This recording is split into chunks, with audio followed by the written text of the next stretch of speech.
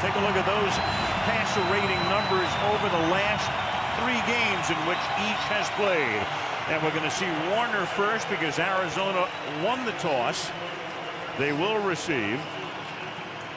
And that means as Arizona gets the ball, Ryan Longwell will be kicking off for the Vikings, and Lerod Stevens howling, who ran a kickback 99 yards for a touchdown last week in Tennessee. A rookie from Pittsburgh fields it at the 7-yard line. And Stevens howling brings it back out to the 28-yard line. Starting left tackle Mike Gandy is out, and that means that Jeremy Bridges, who has been around, 7th year in the league, gets the start at left tackle against this vaunted Minnesota defense. And Warner, a quick drop and throw, and that's the tight end Ben Patrick, who makes the catch at the 35-yard line. As Chris mentioned, Warner playing extremely well this season, and especially so over those last 3 games, with 9 touchdowns and no interceptions, and those were wins against Chicago, Seattle, and at St. Louis. 2nd down and 3. Fitzgerald split wide to the left. Bolden now comes out of the slot on the left. And on the ground, this is Tim Hightower. And Hightower then loses the ball at the 47-yard line. The Vikings jumping around as if they have it, and they do. Mediu Williams, the safety, and Benny Sapp in on the play. Sapp ripped it out. Williams comes up with a recovery on the 2nd play from scrimmage. The tomahawk from behind, and Benny Sapp filling in for Antoine Winfield comes up with a big play early on. Boy, Arizona and Ken Wisenhunt has to be sick because their running game has been doing so well, but there is no defense for that. That's Hightower's 4th fumble of the season. He also coughed one up in a key spot early in the game on a Sunday night against Indianapolis in September. 1st and 10 at the 47-yard line. So here is Brett Favre with a lot of Viking fans in attendance. Off play fake, and he throws, and that was tipped and incomplete. Cardinals knocked down a lot of passes at the line of scrimmage. It'll be 2nd down and 10. Well, Brett Favre comes to the line of scrimmage, and he has a run play and a pass play called. And he is going to try and take a shot at single safety right down the middle of the field. You can see it there, but the Arizona Cardinals, one of the top teams in the league as far as deflecting passes. And the nose tackle, Brian Robinson, got that one. They're tied for the league lead coming into the weekend. That's their 15th. Robinson with a deflection there. Now Peterson swings to the outside.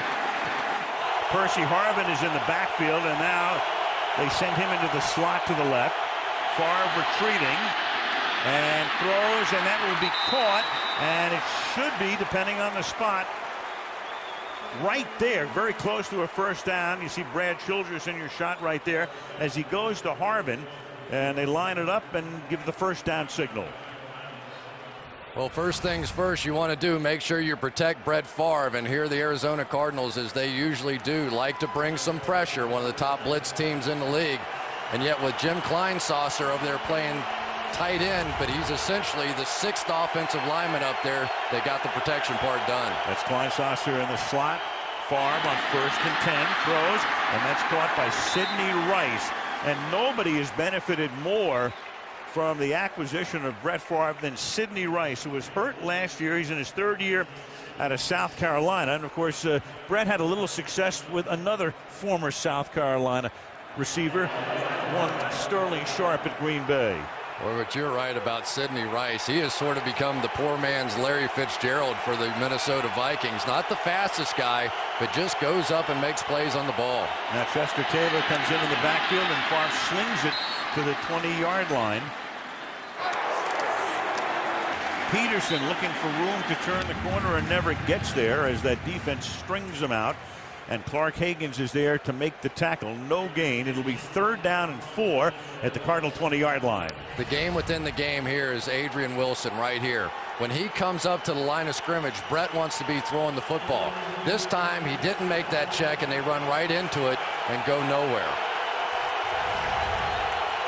3rd and 4. On 3rd down, they normally bring in Chester Taylor, and they do. He's number 29, next to Favre in the backfield. 4-man rush, and then the pass is caught over the middle. Between the hashes, it's Bernard Berrien making the catch, and Dominique Rogers-Cromartie is in on the tackle. Well, that time the Cardinals defense decides they're going to double team Percy Harvin, so that means you end up one-on-one on the other side with Bernard Berrien, who really was their big play receiver a season ago, but he's been hampered by hamstring injuries this year, but has finally been getting healthy, and they think he's going to come up with some big plays. Double tight end set here. Taylor is the back, and here is Chester Taylor, who plays about a third of the time, with Peterson, of course, the other 2/3. And it'll be 2nd down, as Hightower can only look and hope that his defense can hold him to at worst a field goal attempt. Well, you know, it's interesting that the game last year that these two teams played started off exactly like this. The Cardinals kept turning the ball over early in the game, and ultimately the Minnesota Vikings blew them out, and that was with Tavares Jackson playing quarterback, who had one of his biggest days. Brett closing in on 3,000 yards. This is the 9th play of this drive, coming off the Cardinal fumble, and it's given to Percy Harvin, and the rookie turns the corner and then dives and is out of bounds shy of the goal line. Matt Ware was able for the moment to save the touchdown. There's a Viking who's hurt on the play, but it will be a 1st down, and that's Phil Lodeholt, who is the rookie right tackle. Watch Percy Harvin come motion back in the backfield. Remember, he played running back at the University of Florida.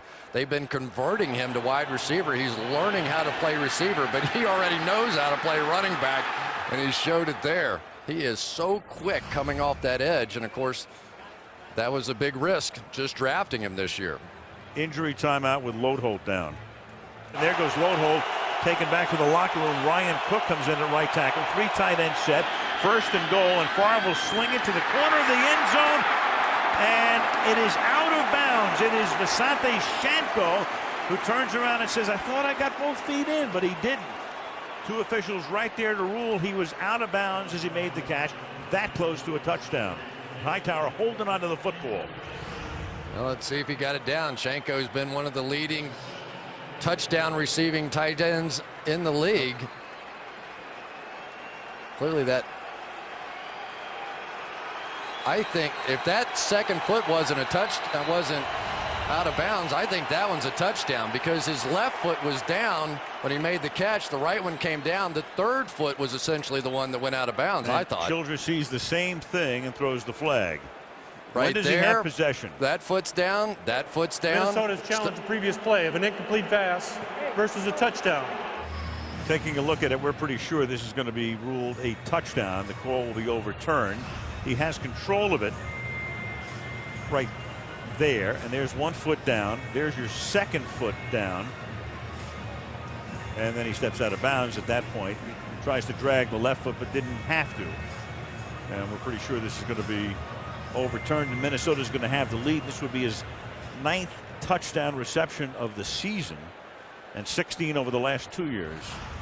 John Parry. After reviewing the play, the receiver had possession with the left foot inbounds, then the right foot inbounds, and the 3rd foot was the left foot, which was out of bounds. Therefore, it is a touchdown. Minnesota is not charged with the team timeout. Hightower's fumble leading to a 47-yard drive, 10 plays, good balance with 4 rushes and 6 passes, and a lot of snowbirds are down here. With funny hats. Yeah. Boy, Visante Shanko, though, here's a guy I kind of just considered him the blocking tight end with the New York Giants, and he's coming over here, and they're flanking him out as a wide out. He's catching all kinds of touchdowns. He has really been a difference maker. Well, they have 3 really good receivers, wide outs, and now you've got Shanko, and he leads the team in touchdown receptions. Long off of the point after. Brett Favre has just thrown his 25th touchdown pass of the season as Minnesota takes a 7-0 lead. Here's Brett's reaction as John Parry makes the call after checking out the replay. Ever exuberant. You know, if you're having that much fun playing football, why would you ever retire? You can think about it, but why would you ever really do it? I said that to him before the game on the field tonight. You know, I mean, with Brett, it's always been, you know, through the years, I'm thinking about it, I don't know, maybe I will, maybe I won't. And it became, you know, sort of a joke in a way. And there is Jim Marshall, the man whose record Brett had shared after last week's game. The great defensive lineman, and the Vikings brought him in to watch Brett eclipse that long-standing mark. Stevens howling from the 4-yard line. And there's a marker down, so it would be a pretty good run back. In all likelihood, will be coming back. And indeed it will.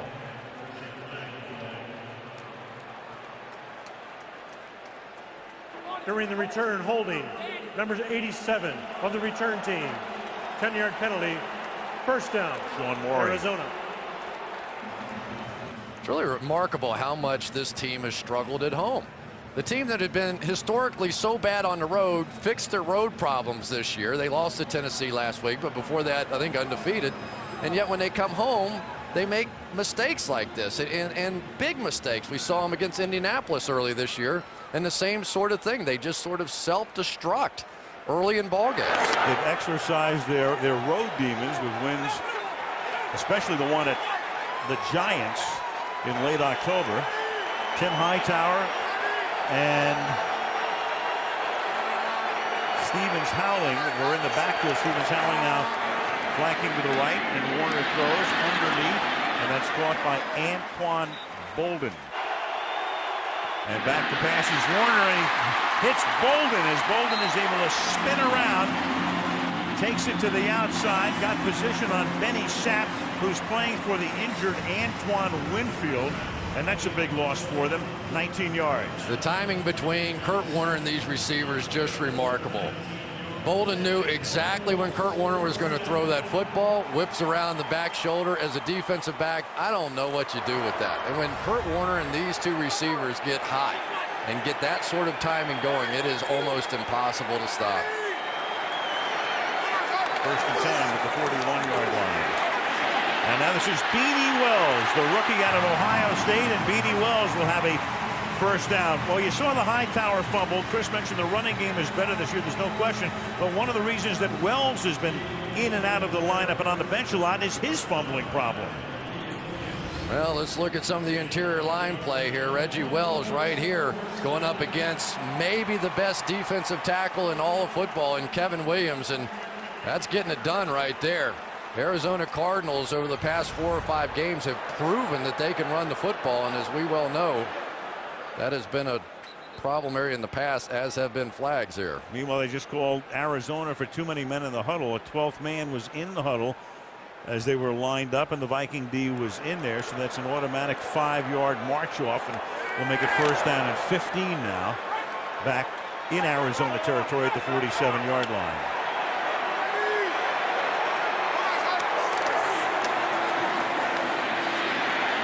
And not able to get out of the backfield this time is Beanie Wells, as E.J. Henderson, the middle linebacker, is able to stop him there. That's a loss of 2. It'll be second down and 17.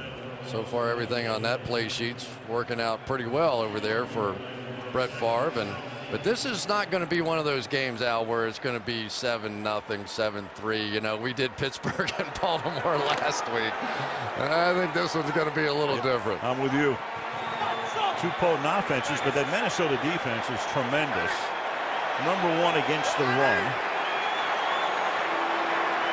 Second down and 17 as Warner has time and then has it batted, and that is incomplete. It's batted by Pat Williams, part of the fabled Williams wall. Pat and Kevin, the unrelated Williams, in the middle, and now Deuce Latouille is hurt, so they're already minus Mike Gandy, the left tackle, and now Latouille needs a moment to get back up, the right guard.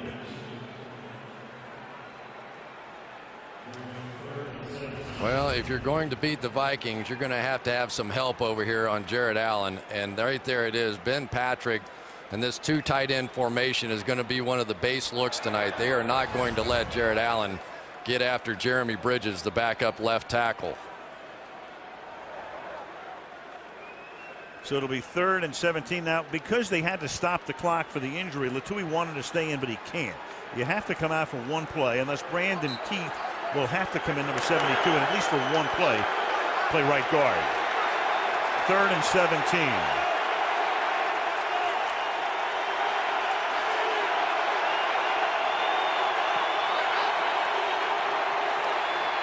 Four-man rush. Warner stepping away, has to throw underneath, and he checks it down to Bolden. That'll take it to the 45-yard line and leave them with a 4th down and 7. And the Vikings, as you know, they get tremendous pressure with just the front 4. Yeah, and it makes it so tough. Kurt Warner does such a great job when you try and blitz him. He actually invites the blitz. He wants to see it because it creates those one-on-one situations. But it doesn't matter what happens when you're 3rd down and 20. You're just not going to convert many of those. Ben Graham to do the booting. Darius Renaud is calling for a fair catch and makes it at the 9-yard line. And now they'll start with an empty backfield from the 9-yard line.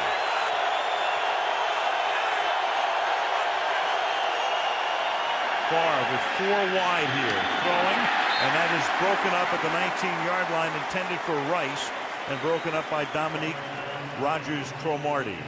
You know, Al, what's really interesting about Brett Favre is everybody knows he's a great player, but the one thing that he always had was that gunslinger mentality. He was going to be one of those guys you just had to live with the interceptions because you're going to enjoy the good part of all the chances that he took. But 8 touchdowns to 1 interception ratio is by far not even close to the best that he's ever had in his career, and he's age 40. Already thrown one tonight. And through the middle goes Chester Taylor, and he'll get bounced back as he crosses the 10-yard line, led by Carlos Dansby. And when you look at that Cardinal defense, you've got Darnell Dockett, 90, Dansby, 58, and Adrian Wilson, 24, are the 3 key guys. And this was an Arizona defense that was stung a week ago by Vince Young. They had that one won on the road and allowed Vince Young to go 99 yards for the game winner at the end of the game. But Carlos Dansby was out on that particular drive with an injury. Vince Young won the game with no time left on the clock on a 4th down play. 3rd and 8. And Favre under pressure, still able to step up, throws on the run, and the pass is incomplete. Brett, through the years, has been so proficient when he's moving forward, and that time the pass is a little bit low, the coverage is good, and it's a 3 and out to the delight of this very loud crowd. Boy, Dominique Rodgers-Cromartie is one of those guys. As he gains more experience, I think he could end up being the best corner in the game. This guy, back-to-back plays there, had man coverage all over the field against one of the fastest receivers for the Vikings and ate him up both times. Chris Cluey to do the punting. Steve Breston will run it back for Arizona. High angle group, good distance.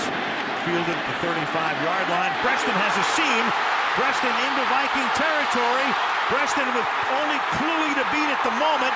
Going down the sideline, gets tackled at the 1-yard line.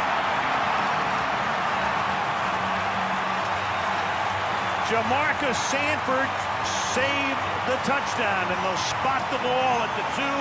1st and goal after a 64-yard run back and a 55-yard punt.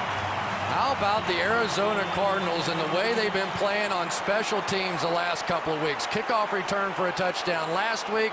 This big punt return, they had 3 punts that they downed inside the 5-yard line. Sometimes you have to rely on that 3rd phase of the game to win football games for you, and what a huge play that was.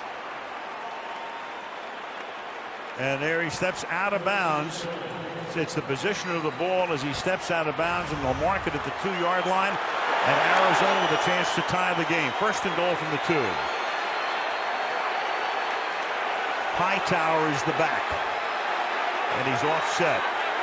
3 receivers to the left. They break that now with Bolden coming back to the left side. Takes the pass, and Bolden gets in for the touchdown.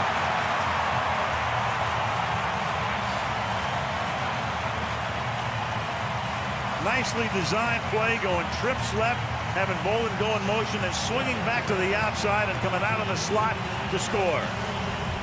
This is something that looked like it was going to be a pick, but wasn't. Anquan Bolden is going to go in behind the other two receivers, and you could see the outside guy, Breston, I think it was, going like he was going to pick the linebacker, Chad Greenway, but never did. Just sort of ran right through there, never laid his hand on him, but created enough of a lane for the touchdown. That's a pick your poison for the defense when you have Fitzgerald, Bolden, and Breston all lined up together. Rackers for the extra point.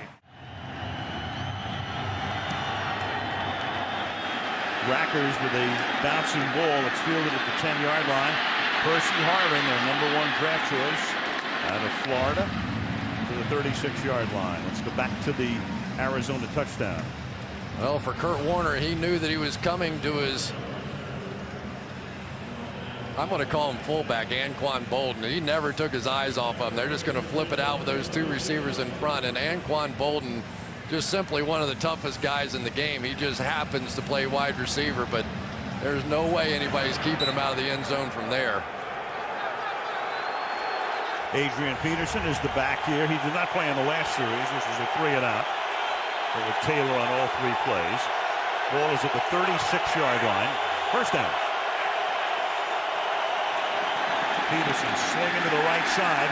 And that right side still minus Phil Lodeholt with that injured shoulder listed as questionable. And remember, the backup right guard is there as well in Artis Hicks. Loss of 1, second down and 11. I tell you, the Arizona Cardinals are being really bold at the line of scrimmage right now. They're bringing Adrian Wilson right down the line of scrimmage. They're clearly trying to take away Adrian Peterson in this running game. And the key thus far has been the fact that Dominic Rodgers-Cromartie has been able to cover the receiver on this side one-on-one. Bill Davis, first year as the defensive coordinator. On second and 11, they'll try Peterson to the left side, and he steps out of a tackle and turns a loss into a small gain. Michael Adams almost had him for what would have been a 3-yard loss, and they will call it no gain and make it third down and 11. Arizona believes in bringing pressure off the edge. This time it's Michael Adams, a cornerback who's just going to split the gap and make the play on Peterson. The one thing, if you watch enough Arizona Cardinals games, they're going to take chances. They're going to try and give you negative plays in the backfield. That's how they feel like they can win defensively. It will be third and 11, and now wow, you've got Bryant McKinney, the left tackle, who's going to limp off. So at the moment, they are going on the offensive front without 3 would-be starters. Hutchinson is still at left guard. John Cooper now comes in, number 68.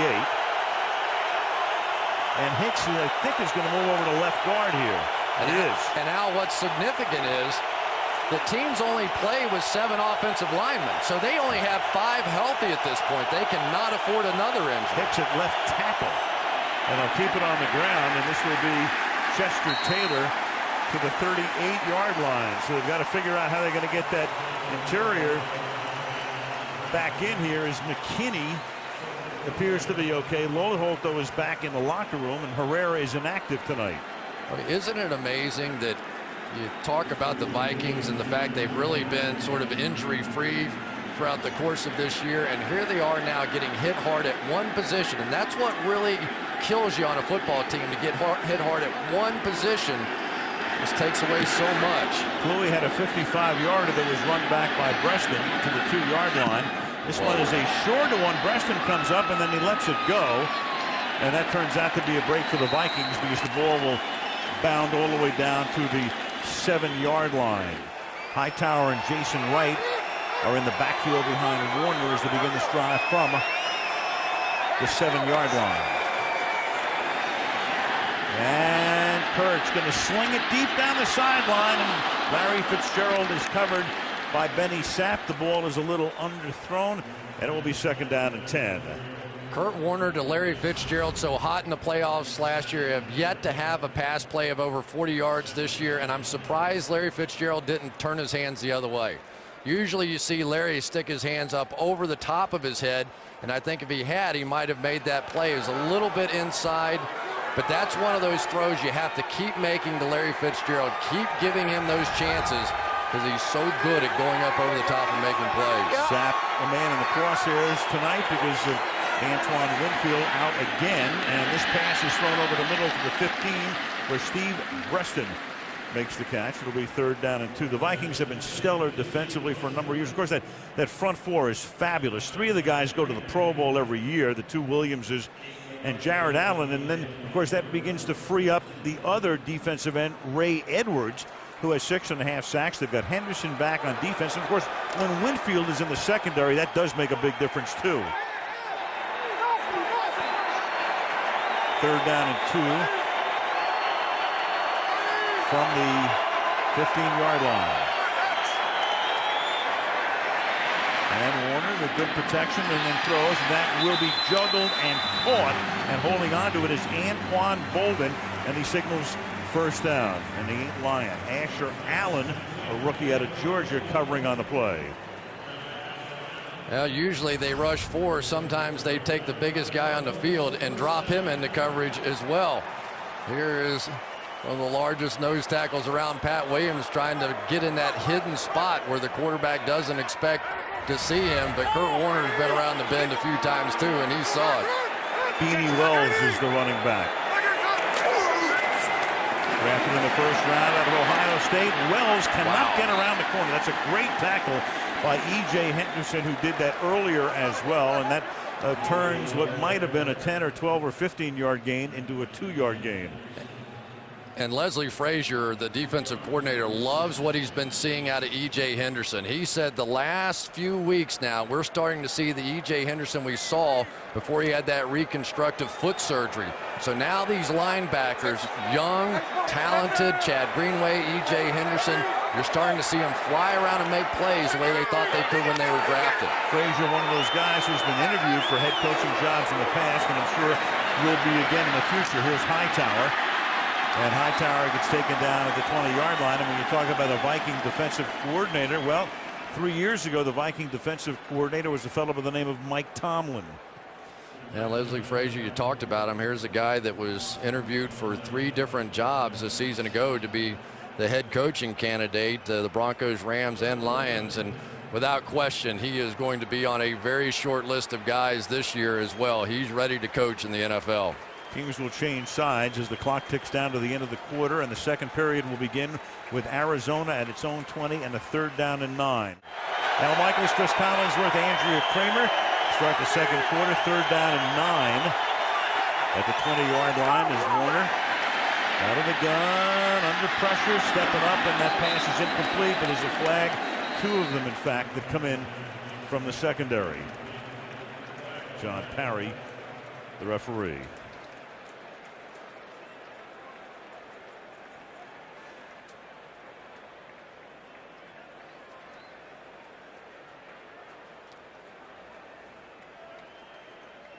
There are 2 fouls on the play, both by the defense. Holding, number 56, penalties decline. Illegal use of hands, hands to the face. Number 22, that penalty's been accepted. 5-yard penalty, 1st down. Penalty there is on Benny Sapp, and Brad Childress just wants to check out Phil Lodeholt. You saw Lodeholt, who was back having his shoulder examined, and Brad wants to check him out on the bench. Well, sometimes you get a little sick of playing against Larry Fitzgerald, so you just give him a shot to the face there to slow him down a bit. Sapp probably the more physical of the 2 corners on the outside. Cedric Griffin a little bit more of a turn and run guy, but clearly Benny Sapp wants to gain an advantage at the line of scrimmage, and that time got caught. From the 25. Warner has that one batted. Second pass batted tonight by the Vikings. Jimmy Kennedy bats it. 2nd down and 10, and that pass is caught by Larry Fitzgerald, who's fighting his way through, and with a tremendous effort takes it out to the 40-yard line. Broke away initially from Benny Sapp and then drags half of the Vikings defense with him for a gain of 16 yards. Probably the hardest working wideout in the game today. Larry Fitzgerald takes such great pride, not only catching that ball with his hands, but you better get him on the ground Well, that time Jimmy Kennedy came over and wiped out all the tacklers and cleared the way. Here's what Jared Allen's seeing on the other side. No way they're giving him a one-on-one shot against Jeremy Bridges. That time Hightower with the chip. First down, 41. Wells is the back. And here goes Beanie Wells of a right guard. Up to the 45. Gain of 4. We talked about the Arizona rushing game. Last year, they averaged 3.5 yards per carry. Doing much better this year, up in the 4s. And part of it has been Beanie Wells. And over the last 5 games, it's the highest 5-game average for the Cardinals since 1985 when they were in St. Louis. 140 yards rushing the last 4 games after averaging just 65 yards a game in the first 7. So they've really turned it around. 2nd and 5 at the 45. And through the middle goes Beanie Wells. Flag is down. Looked like it's going to be a hold. The Vikings might have been offside, but it's a hold against Arizona. Number 89, offense, 10-yard penalty, replay, 2nd down. Backup tight end Ben Patrick. Well, this is the old Pittsburgh formation that they use, and Ben Patrick coming back across the grain. He's going to try and help on Jared Allen here. I guess they're calling that hand there outside the frame a bit. I don't know. I couldn't really see it from that angle. Boy, if Arizona could just stay away from some of these mistakes, they've really done pretty well, but they've just sort of beaten themselves. They have outgained Minnesota 95-51 in yardage. Minnesota with a 47-yard opening drive after the Hightower fumble. And now Warner has it by the shirt, and with the left hand he's going to throw. That was Henderson again who's making his presence felt. And Henderson is going to take it for the moment into the end zone, but Kurt Warner was able to get it away with the left hand. The Vikings now are looking around going, ruling on the field is an incomplete pass. 3rd down. This is exactly what Jared Allen was talking to us about last night, that you have to tackle the arm of Kurt Warner, because if you don't, he switches the ball to his other hand and throws it with his left hand to get the incompletion. I think that's a good call. Yep. There's Anquan Bolding there, and you see just Kurt Warner creating a play because they didn't get to his arm. That was the game plan tonight. And you can throw with either arm, obviously. I can't. I can't throw with either arm. See, you can't call that grounding, because what happens if you have an ambidextrous quarterback some days? That's exactly right. 3rd down and 15.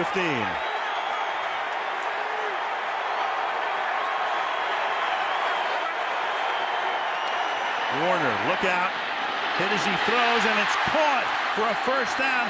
Anquan Boldin, and Kurt able to hang right in there with the pressure on him. Medea Williams came in on a safety blitz and plants Warner as he gets the pass away. Great pass under these circumstances. Here comes Medea from out here, but watch what Tim Hightower does to him. Picks him up brilliantly. The second blitzer gets there, but not in time. That's what happens when you play against Kurt Warner. You want to pressure him, but he's just so adept at getting that ball out at the last moment, willing to take the shot, and he took one there. Warner is 9 out of 13, and Warner is going to air it out for Fitzgerald, and Larry can't get position on the play, and it's incomplete.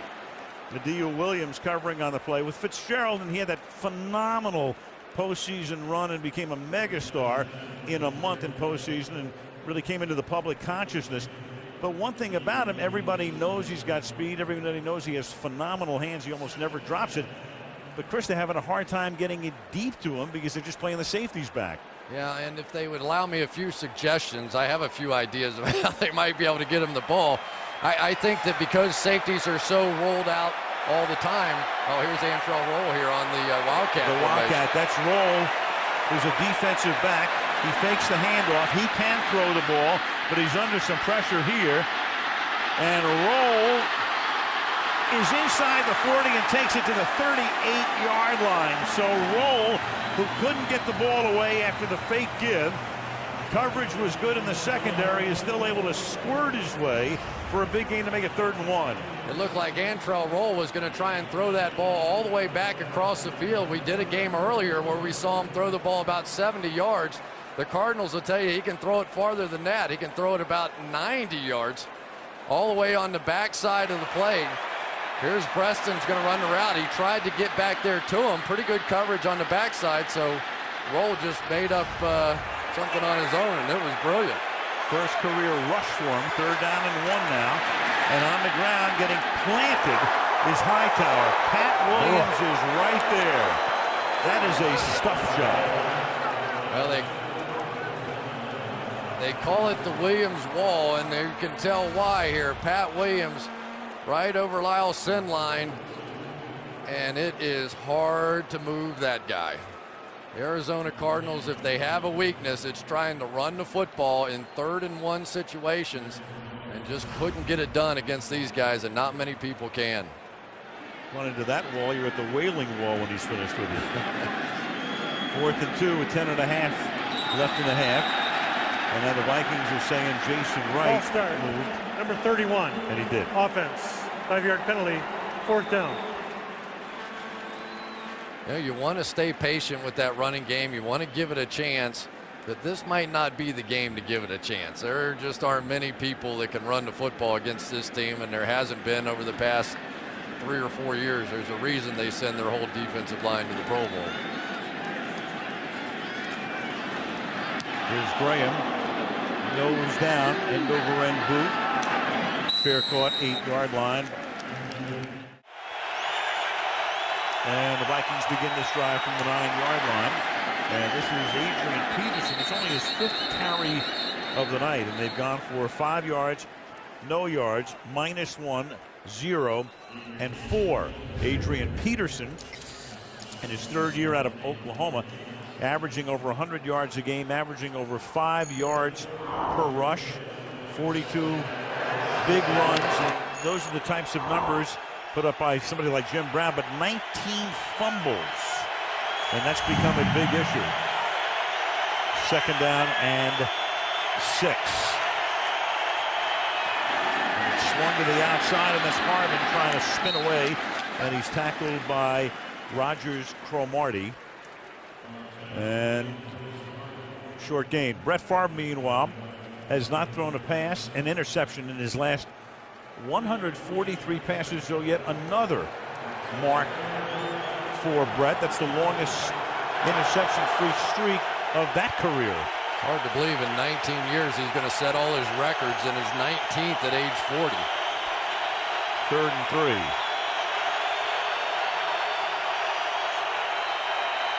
And Favre will swing it deep downfield, and it is incomplete. Sidney White's the intended receiver.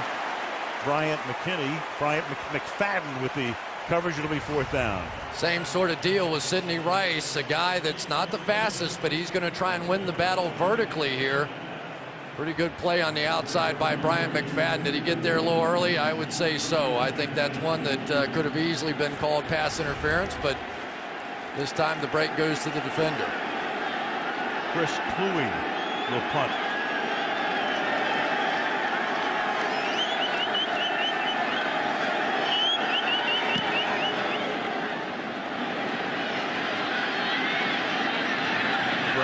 From the 36-yard line. Well, for years you've been looking at shots of Brenda Warner, and it began back in that magical '99 season.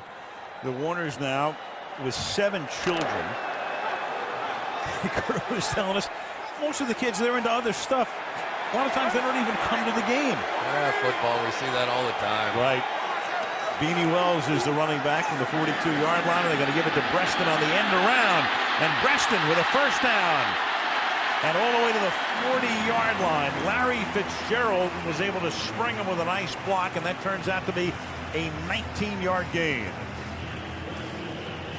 Sometimes when you get defenses that really like to pursue to the ball, they can over-pursue. Larry Fitzgerald on the outside, battling the whole way. That's great for a wide receiver to try and hold that block that long. Awfully tough. Jared Allen tried to catch it from the backside, and they got around him. Block Cedric Griffin out of the play. The ball is at the 39-yard line.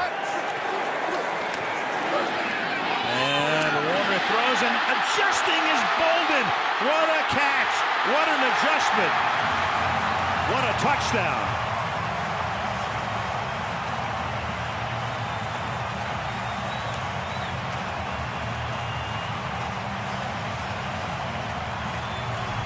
We talked about the timing earlier in the game. Watch this one. Bolden with about 6 inches on the sideline to work. There's absolutely no way Cedric Griffin thought he could get the ball in there. So instead of going back shoulder like they usually do, they cut in front of Griffin and hit it for the touchdown. That's remarkable. There was nowhere to throw that ball. Great quarterbacks make completions to covered receivers. That's the difference in the top-end quarterbacks in this league. Third touchdown reception of the season for Anquan Bolden.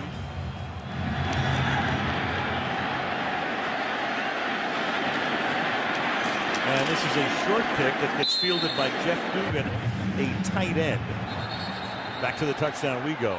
I don't care how many yards Tim Hightower rushes for tonight. He has played a great game so far. Watch him pick up this blitzing linebacker, Chad Greenway here, stymies him completely to give Brett Favre time. But maybe the biggest block was Jeremy Bridges on the outside, the backup tackle. Watch number 73, gets just enough for Warner to get it off.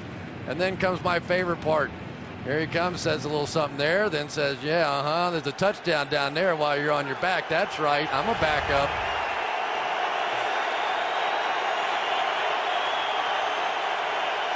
Minnesota went 10 plays on his first drive to a touchdown, followed that with 3 3-and-outs, and then they get the ball to Peterson. So that's their first down since their opening drive as they throw it to Adrian, and Adrian Wilson makes the tackle for the Cardinals. You ever see a basketball game where a team is struggling a little bit and they say, let's get the ball back in the hands of our superstars? They just did that. They found Adrian Peterson there. Fun tonight. You got a 40-year-old quarterback and a 38-year-old quarterback. Just speculation. If I had to guess, I think Warner retires before Favre. What do you think? I don't know that either one of them's ever going to retire. They're playing pretty well out here. From the 47-yard line on first down. And Favre will hand the ball off to Peterson. You know, the one thing that a lot of people who know Brett are happy about, and look, those of us in the media, we understand the fixation, and you know, Brett's been a bit of a sacred cow through the years. We get it. We understand this stuff. But it was dispiriting to see the way it looked like his whole reputation was going down the drain for a while. He was becoming the butt of a lot of jokes. Will I retire? Won't I retire? He played it out for so long, and now you've got this coming out the other side. It's pretty amazing. We'll talk more about it here in 1 second. Second down and 9 with the ball at the 46-yard line. And that is caught. Coming to the inside is Percy Harvin, and that will be a first down. Here's what people did not consider, was that Brett just got hurt. You know, when you're an older player and you have an injury like he had last year with the Jets, it's, oh, he's too old, he's got to retire, get out of here, we've seen enough, you should have retired and stayed that way. What happened was Brett had a great year, 11 games, was tremendous, got hurt, had a poor end of the season, and everybody dismissed him. From the 36-yard line on first down.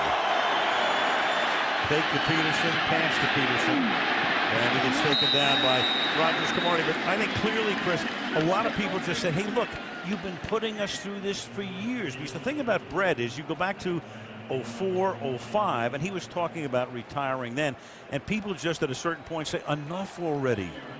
I hear you, but you know, he never got to go to the team that he wanted to go to.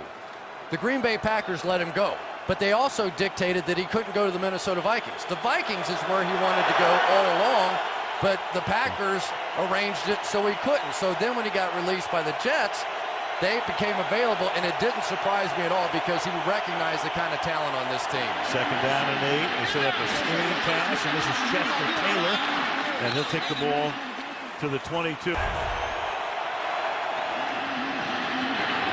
Here's Peterson to the short side of the field with a nice run.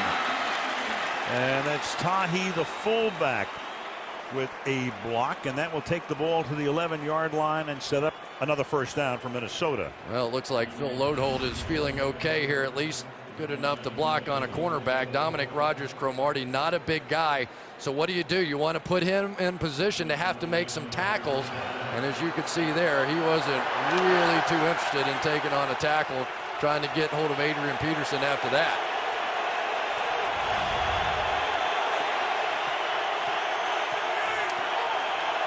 Taylor's in the backfield.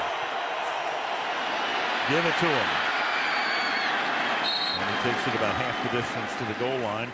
Ball will be spotted at the 5. Calais Campbell making the tackle. We're seeing some 4. Yes, excuse me, Al. We're seeing some backups making some good plays in here. Check out Artis Hicks coming around here and making a block this time. This is not supposed to be his strong suit, but that was pretty good. No question about it. Anthony Herrera, one of the better offensive linemen, especially run blocking up front, but Artis Hicks with a nice play. 2nd and 4. They've got Greg Lewis in the game. Wide to the left. He was the hero of the San Francisco game early in the season. Peterson will swing to the outside, and then he falls down as he tries to make the cut. 3rd down upcoming. I think Dominic Rodgers-Cromartie had a little better plan that time coming off the edge. I think that's Cromartie. Excuse me, that's Bryant McFadden coming off that edge this time. Watch how he plays it differently.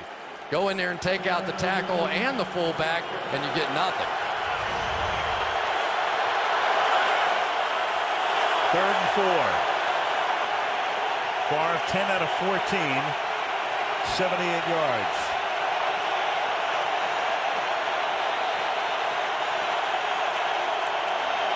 And a little shovel pass, and that gets read beautifully by Alan Branch, number 78, who just stood his ground when it looked like Taylor may be off to the end zone. It was Branch making the play and setting up a probable field goal attempt. Well, if anything, right here, Artis Hicks may have made too good a block, because when he kept Branch out of there, he ended up falling right into the play. Cluey puts it down, and the kick is good. The Cardinals have a 4-point lead, and they'll get the football as it's fielded at the 14-yard line. Jason Wright. Bring him down to the 23-yard line. Cards go 4 wide here, and that's something they do more than any team in the league by far. And you have a flag for an offside. The ball gets tipped, and for the moment it is intercepted by Terrell Johnson, but it appeared that the Vikings were offside, and indeed they were, so that won't count. Offside, number 91 of the defense. 5-yard penalty, will replay, 1st down. Ray Edwards. That hurts, but it did look from here like he jumped off sides. Edwards on the outside, and then Levi Brown reacted to that. I don't think there's any question. Nice call by the official. And also a good call not calling that unabated to the quarterback, because Levi got there and gave the Cardinals a chance for a free play. 1st and 5 at the 28-yard line. Okay. And that's a pass that's caught out in the flat by Hightower. He'll step out of bounds. You know, you look at that Brad Childress headset. The league has a deal. You're supposed to wear those Motorola headsets, but Brad said he went to the Mayo Clinic, and he said, look, I'm having a little trouble hearing. So the practitioner there said, are you in a place where there's a lot of noise? He said, well, only for the last 30 years. So they had this jury rigged for him, but it looks like something that Rube Goldberg would have come up with. Yeah, but he said he just can't hear, and he has to leave one ear open, and that was his good ear, so he put the microphone on the other ear and is doing the best he can. From the 36-yard line on 1st down, Warner throws it underneath. And that's Henderson riding Larry Fitzgerald to the ground at the 37-yard line. 2nd and 8. Looking showed blitz and then back off. Warner swings it to the outside, and that is Early Doucette, who was hurt earlier this season but has now worked his way back into the lineup and has become the number 4 wideout, and that'll be a 1st down. How tough is it to be a great pass rusher in this league? Check out what Tim Hightower, the running back, is going to do to Jared Allen here. Bam. I mean, they are not going to let him get there. But there are single blocks elsewhere, so we're going to find out. Can Ray Edwards make plays? Can Kevin Williams make plays? Somebody else needs to step up with this pass rush, because so far the Cardinals are doing a nice job. Jared Allen with those 12.5 sacks in the first 11 games of the season. There's not been a sack on either side tonight. And then Warner fires, and Fitzgerald gets open and breaks a tackle and goes out of bounds at the 33-yard line.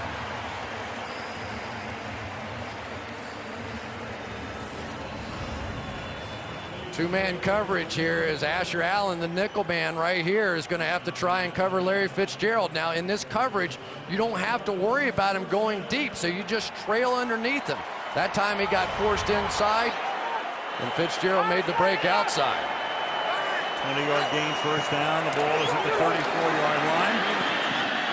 And Warner has Fitzgerald wide open for a Cardinal touchdown.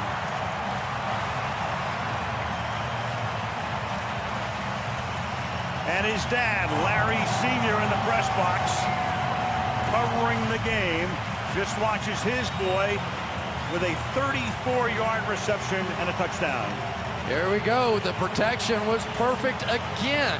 That time they got frustrated. They brought the blitz, and there's no way Mediu Williams on the back end in single coverage is going to be able to hold up. It's not even close. Great read by Kurt Warner, but a better job with the protection. Allowed him to hold the ball and make the play downfield. Rackers for the point after. And now Rackers for the kickoff, and he's been bothered by a sore groin, and that kick is short. And Jeff Dugan will run that ball back to the 29-yard line. Boy, remember when the Arizona Cardinals were considered weak up front?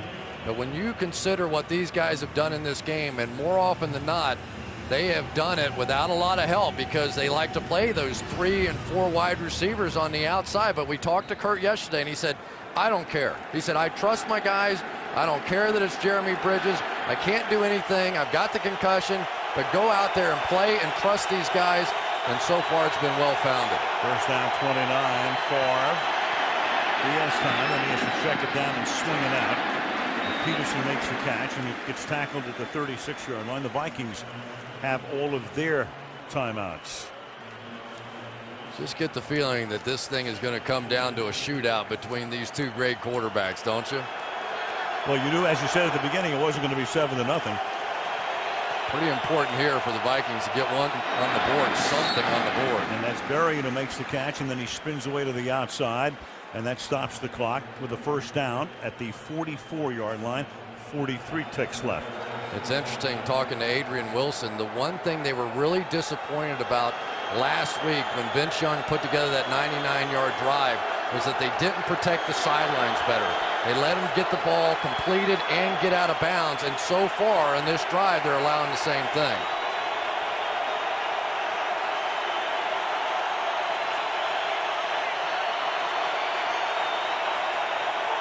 Four-man rush.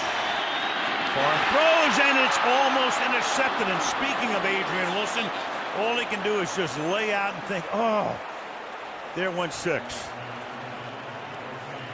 I'm not sure if Brett ever saw Adrian Wilson on this one. He was way out here, but he ends up crossing all the way over here and picking up Shanko. Shanko may not have known he was there either, and boy, he was a half a step away from scoring a touchdown there.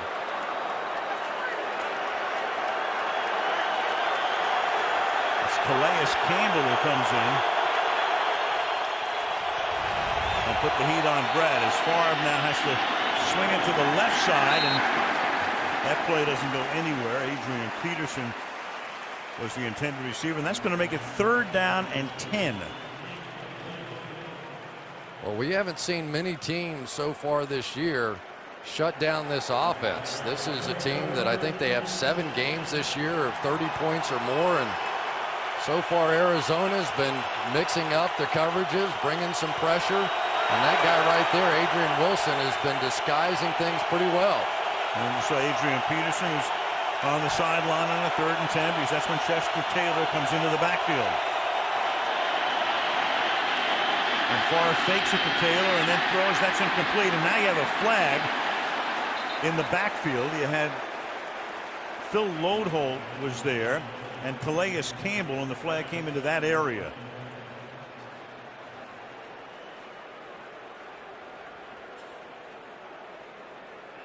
There are 2 fouls on the play. Offensive holding, number 71. Pass interference, number 58. Those penalties will offset. Replay, 3rd down. And all that means is it takes a few seconds off the clock, and we're down to 30 seconds on a 3rd and 10. Talk about a versatile player. Carlos Dansby is the free safety. He's a linebacker. He's 20 yards off the ball, breaks up on this throw to Shanko and just gets there too early. He was really going for the ball, but went through the shoulder of Shanko and got the call. 3rd and 10.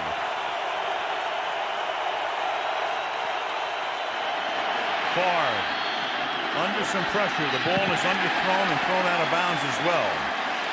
Sidney Rice, the intended receiver. Now Arizona is going to get the ball with a little bit of time left. Not that they're going to need him, but they'll have those 2 timeouts. Ken Wisenhunt and Brad Childress. And for Childress, a guy kind of on a hot seat. He was 6-10, then he was 8-8, then he was 10-6, but lost the playoff game last year to Philadelphia. And for Ken Wisenhunt, a guy who has really changed the culture and is in the process of changing the image of this entire franchise. Cooley's kick. Cardinals are going to let it bounce, and it takes a good Minnesota hop because it doesn't go into the end zone. And the ball is down at the 4-yard line with 12 seconds. Kneel down will end an entertaining first half. You know, it's amazing. There's been no sacks in this game. The Vikings came in, the leading sack team in the NFL, and the Cards were on their best sack streak since 1984 with 24 sacks over the last 7 games. And really not that much pressure, period, as Rackers boots the ball through the back of the end zone. Peterson and company coming out, and Arizona not only out passing Minnesota but out rushing them as well. Arizona averaging 5.1 yards per rush, and Minnesota just 3.3. That one turnover by Arizona was a costly one. Hightower's fumble on the second play from scrimmage turned into a 47-yard touchdown drive for Minnesota.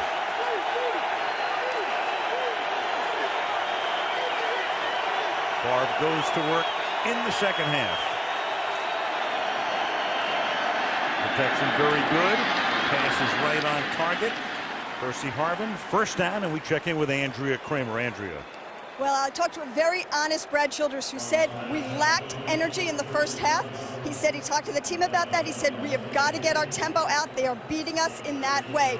He said they have to dog and blitz more to get pressure on Kurt Warner. They have to run Adrian Peterson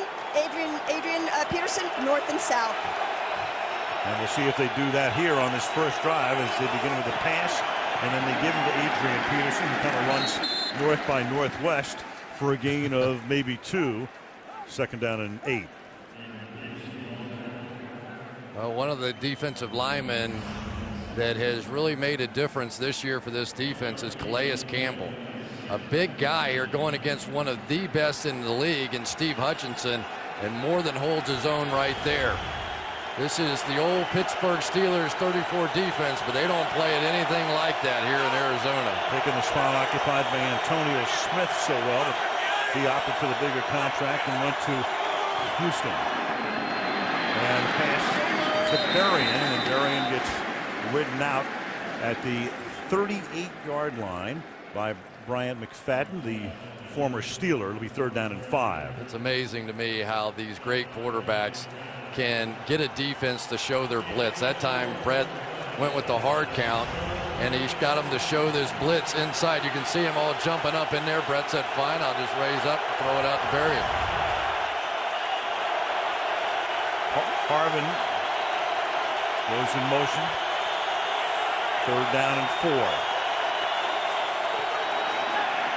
Favre, good protection again, has time, finds the man, and that's Percy Harvin.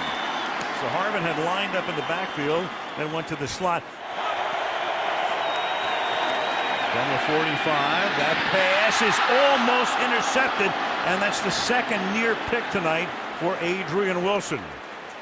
Adrian Wilson having a monster game here, and one of the reasons that the Cardinals can get away with blitzing as much as they do is because Adrian Wilson on the outside is able to match up one-on-one against a hot tight end in Visanthe Shenko.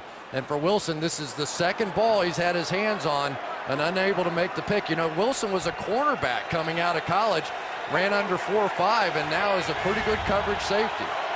9th year in the National Football League. Cardinals since 2001. Second down and 10. Four-man rush. Brett fires over the middle and incomplete. In the direction of Bernard Berrien, covered well. Brian McFadden is there.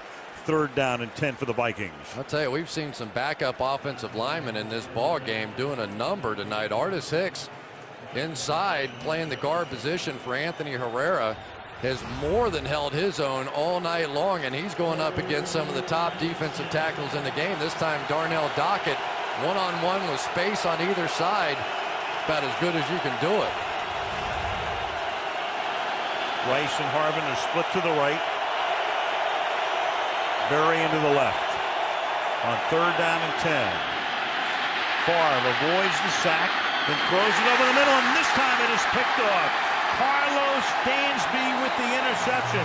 And so finally Brett Favre throws a pick. Look at this, 4 receivers to the left. They'll break that with Jason Wright coming into the backfield.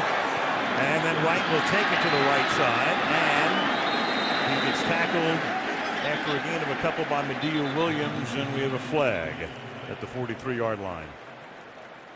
Carlos Dansby, first interception of the season with the turnover. Tripping, number 20, defense, 10-yard penalty, automatic, first down. On the tackle, that's Williams who tripped him because it looked like Wright was going to get away from him. Right. Tackling has been an issue for the safeties of the Vikings this year. Here Mediu Williams missed the tackle and just tripped him. Good call by the officials. You don't see it a lot, but it's clearly what he was doing. 45-yard line, first down.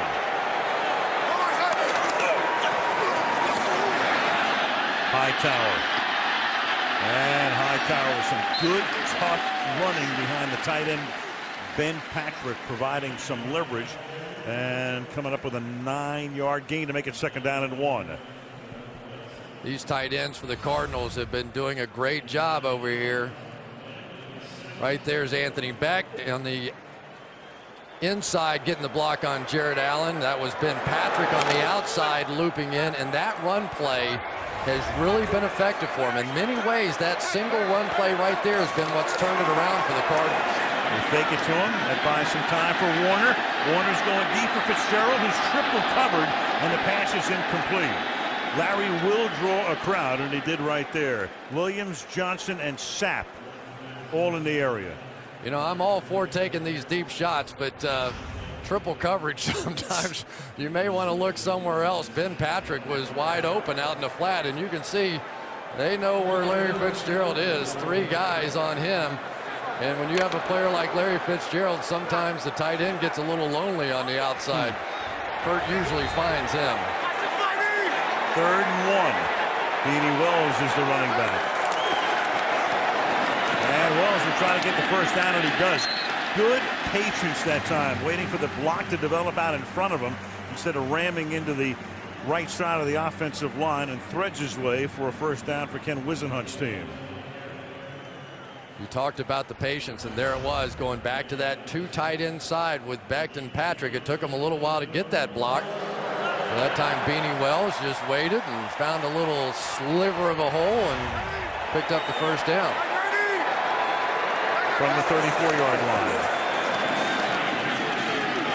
And again to the outside. This is Wells. Takes it to the 28. Again, the storyline all week in Arizona was Kurt Warner. Would he play? Last week, after sustaining the concussion against St. Louis, it was a game-time decision on Sunday, or a game day decision. Leinart got the start, and a lot of questions this week as to whether Kurt would play, and so far so good. Yeah, and he was telling us that it was actually harder not to play, you know, because then you have to face all your teammates and the peer pressure. Come on, this is a tough game. You're supposed to be out there. He said, I had a much harder time not playing than deciding to play. On 2nd and 4, it's the inside give to Wright. And the former Cleveland Brown takes it to the 20-yard line for a first down. Once in a while, they use Wright in with special packages. He carries the ball from time to time. That was just his 2nd of the season. If you're going to run this, you got to get your big guy on their big guy. Right there it is. Deuce Latui coming down against the Pro Bowler. That's Pat Williams, and he hung on there pretty good. But then it was the tight end, Ben Patrick, coming around to clean it up. How about the physical Arizona Cardinals? You ever think we'd be talking about that? Yeah. Right, 2 carries this year and 5 receptions. And spinning around is Wells, but he can't get away from the right side of the Minnesota defensive line. No gain.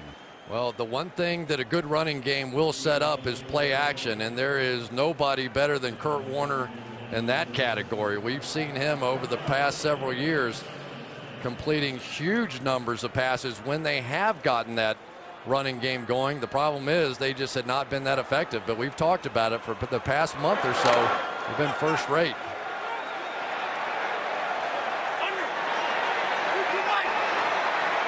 Second and 10.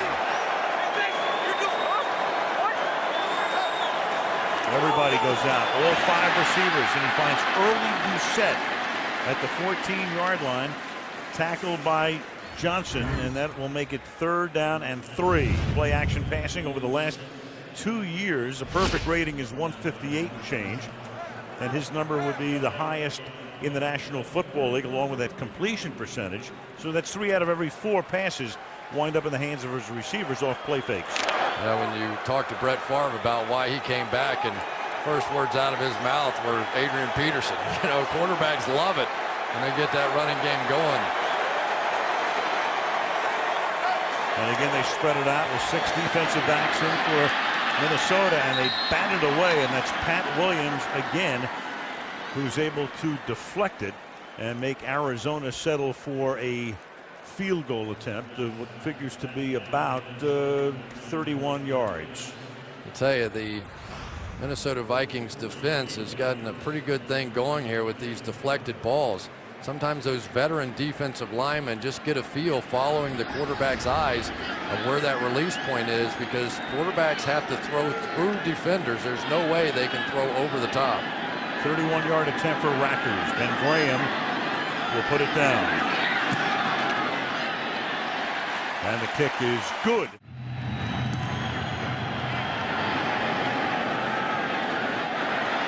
Bouncing ball fielded by Percy Harvin.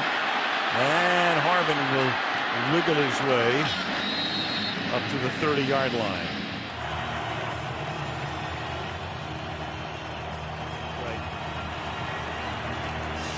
Bill Davis got elevated after last season. Clancy Pendergast was the defensive coordinator and got fired, went to Kansas City with Todd Haley, who had been the offensive coordinator. And Davis has taken over. And one of the things Ken Wisenhunt said earlier in the series, he said, hey, look, I was around Dick LeBeau in Pittsburgh. That's the kind of defense I wanted to run here. Percy Harvin makes that catch on the outside and takes it up to the 41-yard line. And that's caught on a slant, and this is Sidney Rice, who's been pretty quiet tonight, and all of a sudden trying to get a little noisy, and that's a first down, gain of 14. Favre said it reminds him of Charles Barkley. He goes up and he gets the rebound. And this time, busting through is Darnell Dockett. And the big nose tackle has been pretty quiet tonight, but a guy who had 3 sacks in the Super Bowl penetrates and knocks him down for a loss of 5. You better try and do it a little quickly if you're going to try and come down on Darnell Dockett. You pull the guard, and he is too quick. He can get blocked. He can come stunning down to the inside and still make a play on one of the great players in the game. Had a trio of sacks last week against Tennessee. 2nd down, 15. 4-man rush, and they get to him and sling him down. The ball is loose, but after the play was over, and that's Calais Campbell, number 93, who exhilarates the crowd.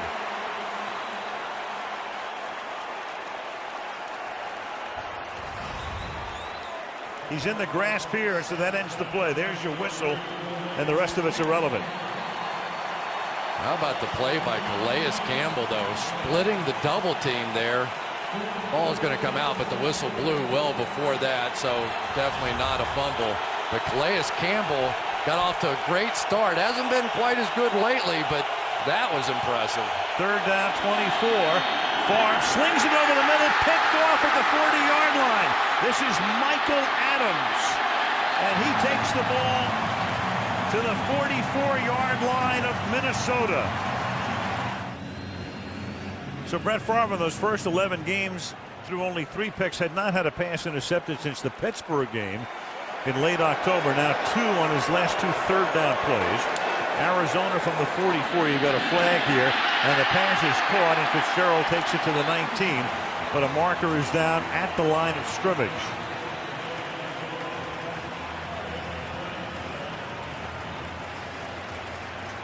John Parry gives us the call. Offside. Defense, number 91. Penalties decline. Result of the play, 1st and 10, Arizona. Second time that Edwards has jumped early tonight. Well, Brett Favre is now making some misreads. Watch this one. You've got single high safety, which means the skinny post of Fitzgerald is going to be there. It's a great read by Kurt Warner. He's not missing any of these reads. Brett Favre on the other side has been really confused by the Arizona Cardinals defense. That has clearly been the difference in this game, and the fact that Brett Favre and the Vikings have not been able to run the football against Arizona. Adrian Peterson has been a non-factor, so right now they're just dropping back in those throwing lanes and confusing Brett Favre. Terrell Johnson, the starting safety on the other side of Medea Williams, is hurt. There he is on the bench. Jamarcus Sanford, a rookie out of Mississippi, picked in the 7th round, now comes in. He's number 33, and on the ground, this is Pat Williams making the tackle. It'll be 2nd down and 10. Beanie Wells, no gain. You know, Chris, you look at this game tonight, what's odd is that Cardinals are running the ball effectively, 4.7 per rush, but who would have guessed Minnesota 2.6 yards per carry. It's been what has made them dominant this year. They've been able to do both. They can run the ball with Adrian Peterson and then play action off of it, but when you don't have the running game going, you just have to drop back and throw it. 2nd and 11. Here's Fitzgerald, and he's able to take the ball to the 12-yard line. For Larry, facing the Vikings brings back a lot of memories. His dad in the media in the Minneapolis area, so he spent a lot of time in Vikings camp as a ball boy, and Chris Carter was there, and Randy Moss was there, and Dennis Green was there. So he grows up in Minnesota, knows all about pro football, and there's his proud dad. Winds up going to the University of Pittsburgh, and nobody ever had a better 4-game postseason than he did. Larry likes ice cream sandwiches. Yes, he does. So do I. I'm getting a little hungry watching that. Low fat. No question. 3rd and 4. Fitzgerald 100 yards receiving tonight, 104 to be precise, and that pass is overthrown, intended for Steve Bruston, and that will bring in Rackers. Well, I tell you, the one thing the Vikings have been doing here in the last few drives, though, is keeping the Arizona Cardinals out of the end zone. This has been more than a little bit one-sided, but I remind you that this Minnesota Vikings offense, even though you haven't really seen it tonight, has been one of the most explosive in all the league, so that if they can just get it going a little bit, there's no question they can come back. 30-yard attempt for Rackers to make it a 3-possession game, and that kick is good. 17-point game. Here is the kick. Percy Harvin, who can be electric on runbacks, up past the 20, then gets with a flag down, tripped up by Sean Morey. Get the call here from John Parry before Minnesota begins this drive. And just another killer mistake. During the return, illegal block in the back, number 59 of the return team. Half the distance, 1st and 10, Heath Farwell. Minnesota. First down, Favre with a play fake, swings it to the outside, and The pass is incomplete. I'll tell you, for Brett Favre, what has not been a thrill so far tonight is 3rd and long. He has really struggled. They've had it 5 times tonight, and he is 0 for 5 with 2 interceptions. When you can't run the football, you create big problems for you offensively. 2nd and 10, and he'd have to affect the biggest comeback ever. Down by 17, and slings it to Rice on the outside, and Rogers Cromartie makes that tackle. It'll be 3rd down and 2 for the Vikings. One of the things that Brett Favre can do to try and move a defense is a pump fake. Watch this. I don't know how the ball doesn't fly out on these quarterbacks when they do that, but Brett Favre has one of the largest hands of any quarterback in the game. I remember them telling me they actually measured his hand and couldn't believe how big it was. His grip on the ball is something I can't even do. 3rd and a deuce. And then move the chains on the pass that's caught by Berrien. There it is. There's that grip we saw in the pregame warm-up. Now, when I grip the football, my fingers can maybe go to about right there on the ball and still hold it. He has it almost all the way to the end of the laces on both sides. And for some reason, I guess all those cold weather games, it's made a difference. His ability to hold on to it. 1st down at the 21-yard line.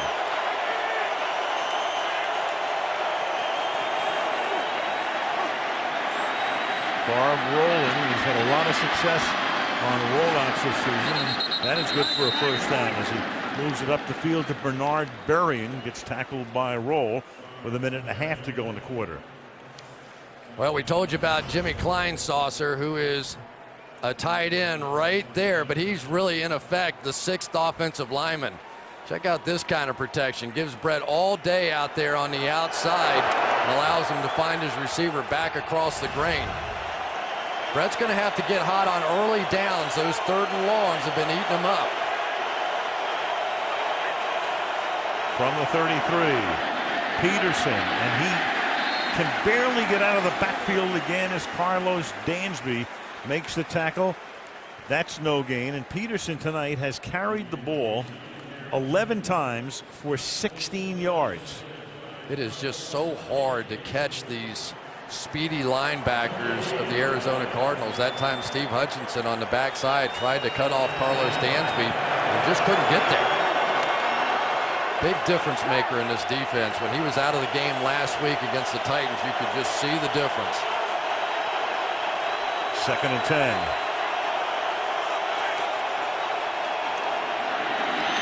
Short drop, and he throws into a lot of traffic and threads the needle as he hits Sidney Rice for a 1st down. So Favre leading the team up the field on a very important drive in a 3-possession game. Started at their own 8-yard line. As we start the 4th quarter, Al Michaels, Chris Collinsworth, Andrea Kramer. Minnesota marching. Big drive for them. They're down by 17, and Favre will sling it to the right side and incomplete. What does this game mean in terms of the standings? Very interesting developments today. First, when you take a look at the division leaders, New Orleans with that comeback win against Washington, beating them in overtime. Minnesota, if they lose tonight, 2 games back. Dallas in the East is on top by virtue of the tiebreak with Philadelphia. Both are 8-4. And Arizona gets a break today when the 49ers lose to Seattle, giving a little breathing space there. And they go to San Francisco next Monday. 2nd and 10 from the 45. And Favre to the outside. The coverage is good after a very short gain as the catch is made by Chester Taylor. Oh, we've seen so many different looks out of this Arizona Cardinals defense, and obviously the deeper in the progression that you go of downs, the more complex you can get. And now here we are again with this 3rd and 5, and really Carlos Dansby has been the key guy, number 58, right in the middle of your screen there. He's the guy that is trying to disguise it the most, and he's been giving Brett fits. 3rd and 5. 4-man rush. Pressure on Favre. Brett gets sacked at the 44-yard line. Bertrand Berry in his 12th year in the National Football League. Rings one up.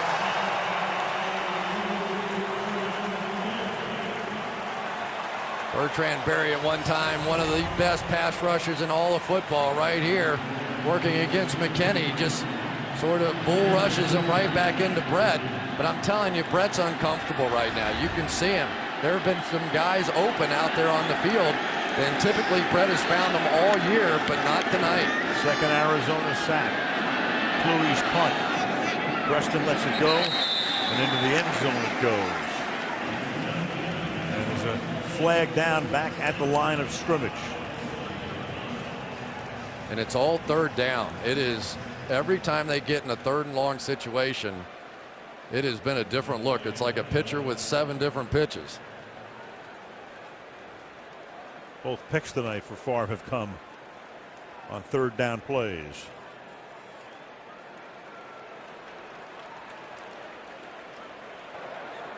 Holding on the return team during the kick. That penalty be enforced from the 20-yard line. 1st and 10.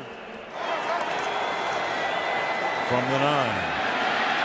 Warner gets planted but does get the ball away, and that's Jared Allen with his 12.5 sacks, just missing 13.5. Sooner or later, number 69 will be in your face. You know, Jared Allen right there on the end is going to go right through the double team here, and that time Bridges was unable to get back inside against him. And sometimes when your offense is struggling, your defense has to find a way to make a play, and maybe Jared Allen is getting loose here. And on second down, Brian Robinson comes right in, swallows up Beanie Wells. Yeah, that was almost a fumble on Yes, that one. was. We just talked about the possibility of your defense turning things around for you. See if Beanie Wells gets his hand off cleanly. There's Robinson right there, and I mean, he was very close to timing that one out perfectly and creating a fumble. Now the Vikings really need a play defensively. 3rd and 12. 5 receivers. He swings it out to the rookie, LaRod Stevens, howling, and he'll be stopped well short of the first down. Jamarcus Sanford jaws with him, and Arizona will punt.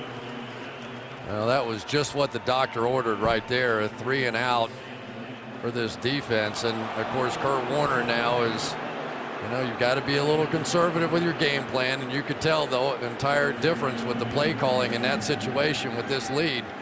They're going to turn it back over to their defense, and why not? They've been incredible tonight. Ben Graham to punt. Graham averaging 35 yards on his 2 boots thus far. Wobbly kick, it takes a good Cardinal bounce. And Renaud will try to get around the corner and can. And I'll tell you what, that Stevens Howling, not only a good run back man, but has done a great job on special teams. Ball is at the 40-yard line as this Minnesota drive begins with Adrian Peterson, a 4-yard gain, 2nd down and 6, and we'll go back to that last pick. We talked about some of the confusion for Brett Favre, and here you're going to see man under coverage right here. But this is Carlos Dansby, a linebacker, who's going to sync up as these safeties split. So there's really no place for Brett Favre to go down the middle of the field. And yet, because you have your linebacker back there in the hole, he just didn't recognize it and threw the interception. Dansby had played a lot of safety in college as Shanko makes the catch. So Shanko, who scored the touchdown, is also shaken up on the play and down on his hands and knees, as he's been pretty quiet since that opening drive. If I remember correctly, I think Shanko had some rib issues coming into this game. Yep. And I saw him put his hands sort of, yeah. I'm going to make a wild guess and say that hurt. It's off the board. It's such a good guess. From the 46-yard line. Favre throws. Peterson has to make the catch, but he was down on his knee and springs forward for a couple of more yards. That's a gain of 6. Ken Wisenhunt, remember at Pittsburgh, the offensive coordinator when they won the Super Bowl under Bill Cowher after the 05 season, then gets this job. Everybody thought it was either Wisenhunt or Russ Grimm who would succeed Cowher, but they went to Minnesota and wound up, of course, with Mike Tomlin, and that worked out pretty well. And it's worked out pretty well for Wisenhunt, too, in his 3rd year here. 2nd and 5.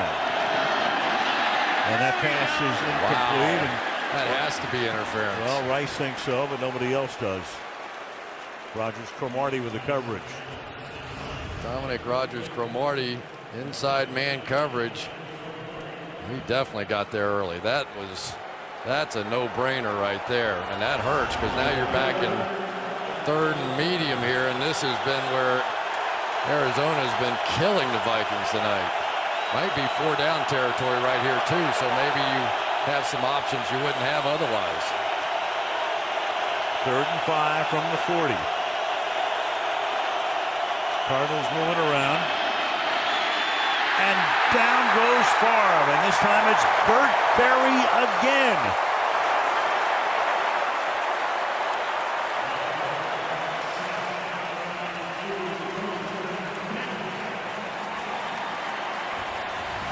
Second sack for Berry. We've seen Bertrand Berry go up the field and then loop back underneath again, but it's the coverage on the outside that's making the difference. They tried to get the ball in the flat to the running back, and simply there was nobody there. And as he turned up the field, that was Percy Harvin. There was nowhere to go. 3 sacks tonight for the Cardinals, and that kick cannot be downed before it goes into the end zone. Kurt Warner tonight, 20 of 29, 246, and those 3 touchdowns as he throws over the middle, and it's caught by Fitzgerald. And he'll take it up to the 39-yard line. So they may milk the clock, but they'll do it by throwing the ball downfield. Well, we talked about the play action and what it does. Watch the little move that Larry Fitzgerald makes at the end of this route. He's going to make him look like he's going to the corner, comes right back to it, and there's really no way Griffin can get him covered on that one. And Griffin with a collision with E.J. Henderson on the play, and he gets hurt. So there's Griffin reaching for the left side of his head, and he's still down. And they're already minus, of course, Antoine Winfield, and Griffin is shaken up. Kurt Warner, we talked about how hot he's been. Chicago, Seattle, and St. Louis, the game in which he sustained the concussion, off last week because of that. And tonight, right up there again, as hot as you can be, and he gives the ball to Hightower, who takes it up to the 39-yard line.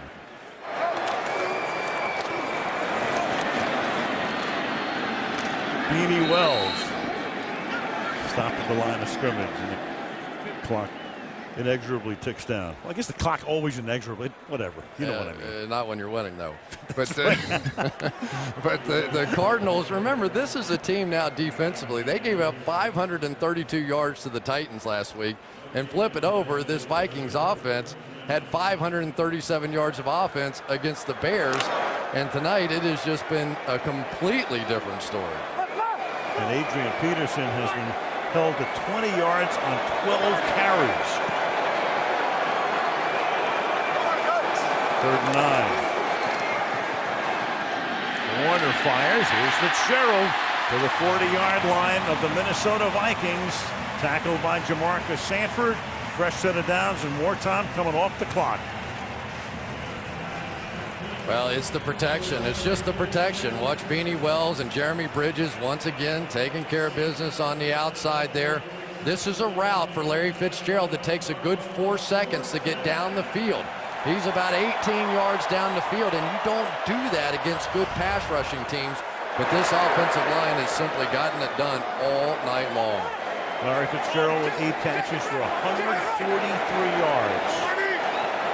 And Bolden 7 catches for 98 yards. Here's Wells. And the Ohio State rookie, 3rd running back drafted in that 1st round. Chad Greenway makes the stop. Well, the Bidwell family has owned this team for a long, long time, going back to Chicago. Father Bill and son Michael, and it's been an arduous and tough road, and moved the team from St. Louis to Arizona, had no success here, and then all of a sudden, bang, they get to the Super Bowl and shock everybody. And right now, they're on the verge of going to 8-4 and winning another Western Division title. 2nd and 6. To the outside, Hightower still on his feet and takes it all the way to the 5-yard line. Medea Williams and Hightower in a little bit of a push and shove, and that's won by Hightower on every level, 31 yards. Just overwhelming, and I love this 2 tight end set that they're doing. Watch these 2 guys out here. Block down, create the wall, bounce it outside. That's the Pittsburgh Steelers. You get the full impact now of what Ken Wisenhunt brought over from Pittsburgh with Russ Grimm, and it has just been devastating. You can see they're learning the system. They're learning how to play the game now, and Anquan Bolden and Larry Fitzgerald blocking on the outside. They've been great. E.J. Henderson is hurt. Injury timeout. Well, the Cardinals now, as play resumes, have a 1st down and goal at the 4-yard line after that Hightower run of 32 yards. And Kurt Warner on 1st and goal with 5:48 and counting down. Hands the ball off, and they give it to Hightower again and get a flag.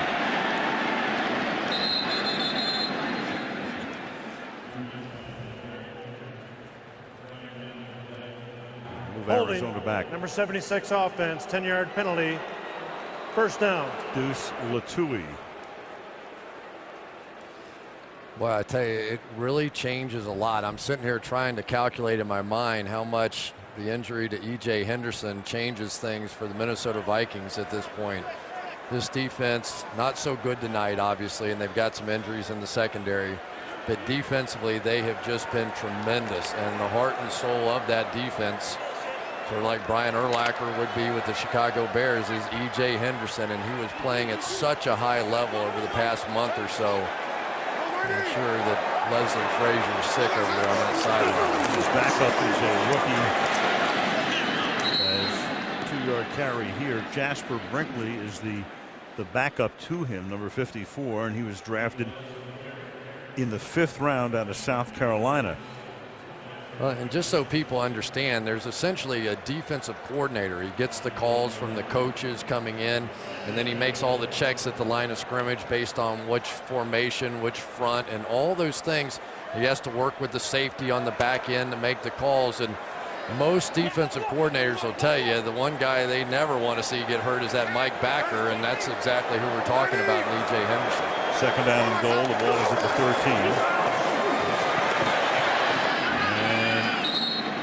Wells can get it to the 10-yard line. And Minnesota will take a timeout with 4:28. Sometimes the easiest thing to do with a young linebacker is to blitz him. And that time, Brinkley shot through there and almost made the play in the backfield. Never thought of it in those terms. Instead of don't sit back and read. Instead of coverage, right? And then reading, just get in there, charge. Just go get them, except for the one thing about this Minnesota defense is they don't usually blitz many linebackers. You know, that's not their game. Their game is to let the front 4 get there. They haven't tonight, but they typically do, and then drop everybody in coverage. Yeah. When you have those 4 guys up front, you don't have to blitz a lot. Yeah, it was interesting talking to some of those guys. Jared Allen was saying the linebackers actually get mad at that front 4 because they make so many tackles, their stats are down at the linebacker position. The linebackers can't get any sacks. 3rd and goal at the 11-yard line. And Warner to the back of the end zone and too high for Larry Fitzgerald. Threw a bullet right down the middle, and it's 4th and goal. And that's saying something. If you say something's too high for Larry Fitzgerald, that means it probably went through the uprights. Kurt took a shot right there, and he's walking off a little gimpy. Boy, I tell you, I think some of the frustration now starting to show for the Vikings. They're taking any shot they can get on Kurt Warner. Warner had off-season hip surgery too. Came off wobbling. 29-yard attempt here for Neil Records. He racks up 3 more with 4:18 remaining. Arizona leading Minnesota by a score of 30-10.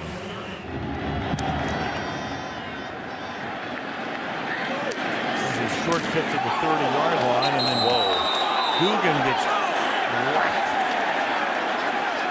And flags come in.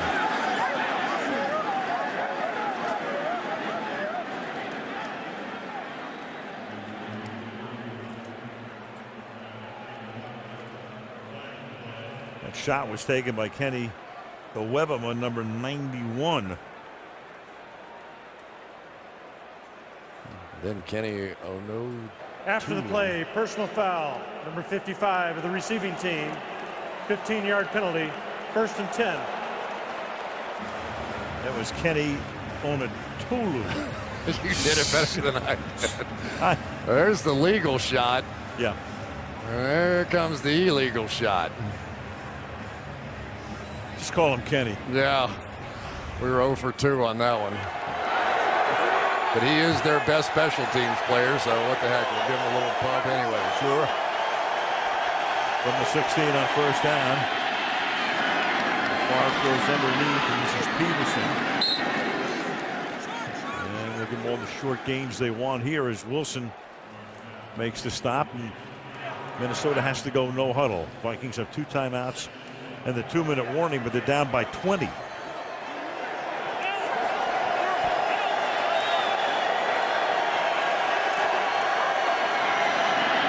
that pass is incomplete.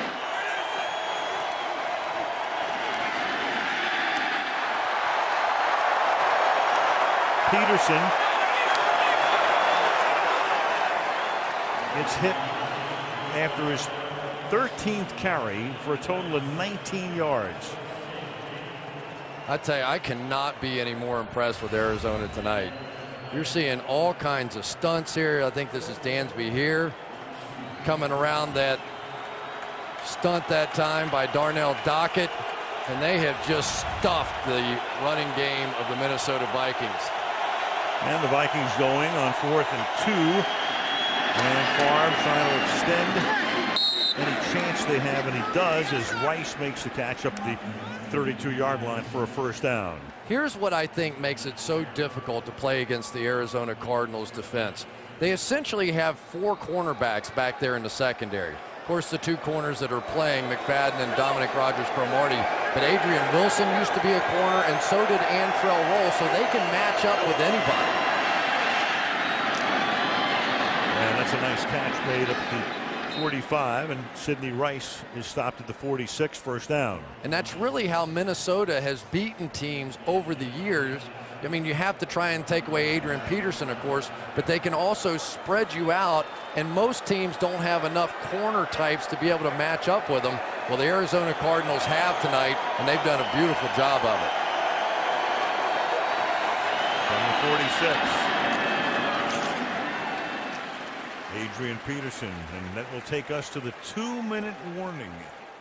Chris, it's amazing there was no hangover. I mean, that was a gut-wrenching loss last week for the Cardinals in Tennessee. Had the game won. Titans started at their own 1-yard line, 4 4th downs on the series, and they win the game at the end on a pass to Kenny Britt. And yet they come back as Chester Taylor picks up 9. Have to have a very short memory. Yep, and I'll tell you what, the Arizona Cardinals now have a chance to clinch this division next week. 49ers and Seahawks both at 5 and 7. The 49ers did have a win over Arizona the first game of the year. Taylor. And the difference is this year as opposed to last year, they limped into the playoffs. Weak division, looked horrible at the end of the year, played that horrendous game in New England, and then all of a sudden, you know, came in here, beat Atlanta. As you look at 3 straight 500 or better seasons for the first time since they were back in St. Louis. I tell you, I think that Arizona has a chance to continue to improve, though. I mean, we're seeing now this offensive line is definitely getting better, and the 2 running backs in the running game, especially now with that 2 tight end set, they're starting to run the ball more effectively. And we've talked about what Kurt Warner can do in that play-action game. Favre slings it to the end zone. Touchdown, Harvin.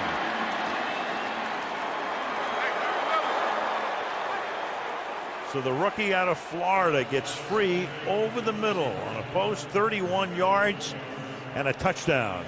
This is the same play through the interception on earlier, only this time you get the match up here, but no middle linebacker back here in the hole. So this is the right read. Brett gets this one and ends up hitting it for the touchdown against the split safeties. That's really what we've been seeing out of the Vikings all year, but not tonight and not against this defense. Longwell for the point after. And so Minnesota scores early and then late. Onside kick attempt here. Even if Fitzgerald back there. And that will go out of bounds. And of course, it creates a flag, and Larry Fitzgerald. That's when you put the good hands people in, when 11's out there. I'm not putting them out there 30-17. A little too valuable for me to do that. There are 2 fouls on the play. Kickoff out of bounds on the kicking team. That penalty's been declined. Offside on the kicking team, number 55. That penalty will be enforced from the out of bounds spot. 1st and 10. And that should, for all practical purposes, do it. Minnesota down to 1 timeout. And with that pass rating tonight, 120 plus in 4 straight games. Johnny Unitas up there, 2nd player in NFL history. Yeah, we understand. There are a few guys that don't understand.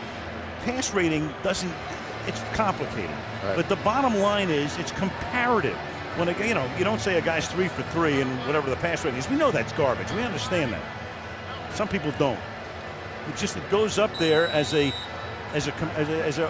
way to compare. It's everything but perfect. It's very imprecise in some ways, but you know what it says? It says the guy's had 4 great games, right? Well, I'll tell That's you what it says. Tell you what it tells me. When your name's next to Johnny Unitas' name in any graphic, that means you're doing something right. Yeah, but you got to read this garbage about, announcers are always talking about pass ratings. Come on. Quit reading Stop it already. You're right. I'll tell you what, though. It is some special night for the Arizona Cardinals. Here's the only thing I'd be concerned about. I've been watching Kurt Warner, who had the bad hip earlier in the season, has been sort of massaging and rubbing that spot, but Brenna doesn't care right now. She's having fun. That is a good feeling to knock off this football team as hot as they have been and do it this decisively. And that kneel down will do it. So Kurt Warner, a question mark this week. Won't he play? Comes off the concussion. Great deal of mutual respect. That's a mutual admiration society for either quarterback. They've earned it through the years. Good night for Warner. Not a good night for Favre. Great night for the Arizona defense. Big nights for Fitzgerald and Bolden as receivers. Run game good enough for Arizona.